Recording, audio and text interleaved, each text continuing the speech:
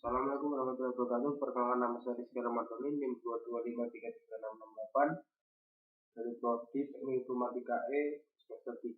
Di sini saya akan menjelaskan modul ke-6 dari Metacat ISO ini,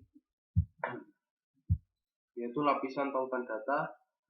Yang pertama adalah mengapa saya mengambil modul ini. Yang pertama adalah judul dari modul ini, yaitu lapisan data link.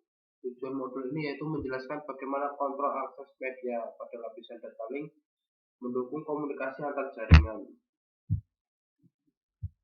Yang pertama ada tujuan lapisan data link, lapisan tautan data.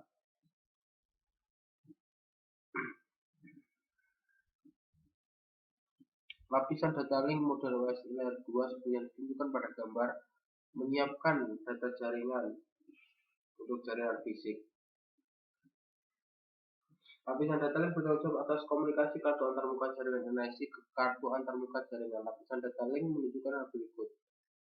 Ya, seperti mungkin lapisan untuk maksud media yang kedua menerima data, yang ketiga mengontrol bagaimana data ditempatkan, bertukar bingkai, menerima data yang dienkapsulasi, yang terakhir melakukan deteksi kesalahan dan menolak frame yang rusak. Kita langsung masuk ke topologi. Yang pertama ada topologi fisik dan logis.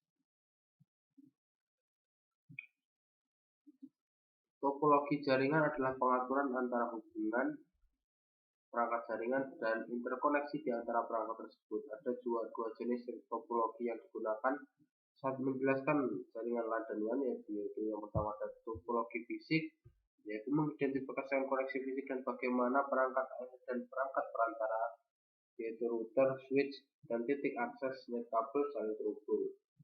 Yang kedua ada topologi logis, mengacu pada cara jaringan mentransfer frame dari satu node ke node berikutnya. Topologi ini mengidentifikasikan koneksi virtual menggunakan antarmuka perangkat dan skema pengalamatan IP layer 3. Lanjut ke topologi WAN. Topologi WAN yang paling sederhana, yang paling umum ini terdiri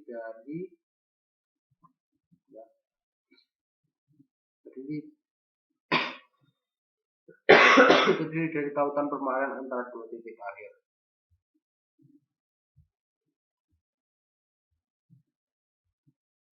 Seperti gambar di bawah ini, hybrid adalah variasi atau kombinasi dari topologi apapun, misalnya spasial dan lain-lain. Ini adalah versi 1 dari topologi bintang, di mana situs pusat menghubungi situs-situs cabang melalui penggunaan tautan point to point. Situs cabang tidak dapat bertukar dengan situs cabang lain tanpa melalui situs pusat.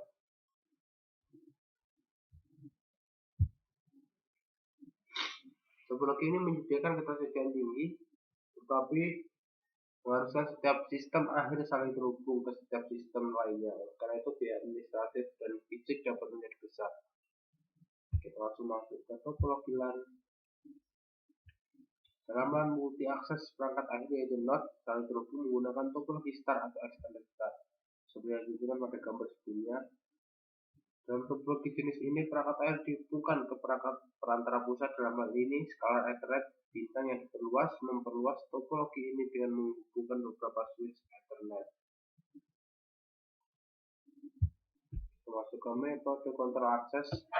LAN, Ethernet, dan WLAN adalah contoh jaringan multi akses. Jaringan multi akses adalah jaringan yang dapat memiliki dua atau lebih perangkat akhir yang mencoba mengakses jaringan secara bersamaan. Beberapa jaringan multi akses memerlukan aturan untuk mengatur bagaimana perangkat berbagi media fisik. Ada dua metode kontrol akses dasar untuk media bersama. Yang pertama ada akses basis pertikaian, yang kedua ada akses terkendali. Kita langsung masuk ke bingkai tautan data. Yang pertama ada bingkai frame atau bingkai data link frame. Topik ini membahas secara rinci apa yang terjadi pada frame data link saat bergerak melalui jaringan. Informasi yang ditambahkan ke frame ditentukan oleh protokol yang digunakan. Protokol data link bertanggung jawab atas komunikasi NIC ke NIC dalam jaringan yang sama. Meskipun ada banyak protokol lapisan data link berbeda yang mendeskripsikan frame lapisan data link, setiap jenis frame memiliki 3 bagian dasar, yaitu tajuk, data, dan cuplikan. Lanjut ke bidang bingkai. Pembingkaian memecah aliran menjadi pengelompokan yang dapat diuraikan dengan informasi kontrol disisipkan di header dan cuplikan sebagai nilai di bidang berbeda. Format ini memberikan sinyal fisik suatu struktur yang dikenali oleh node dan dikodekan menjadi paket-paket di tujuan. Kita lanjut ke bingkai LAN dan WAN. Protokol Ethernet digunakan oleh LAN kabel, komunikasi nirkabel, termasuk dalam protokol WLAN. Protokol ini dirancang untuk jaringan multi akses. WAN secara tradisional menggunakan jenis protokol lain untuk berbagai jenis topologi point-to-point, hub-spoke, dan full mesh. Beberapa protokol WAN yang umum selama bertahun-tahun meliputi protokol titik-ke-titik atau point-to-point, ada kontrol tautan data tingkat tinggi atau ADAC, ada relay bingkai, ada mode transfer asinkron, dan ada X25. Mungkin itu yang dapat saya sampaikan mengenai modul ke-6, yaitu lapisan tautan data ini. Kurang lebihnya mohon maaf. Wassalamualaikum warahmatullahi wabarakatuh.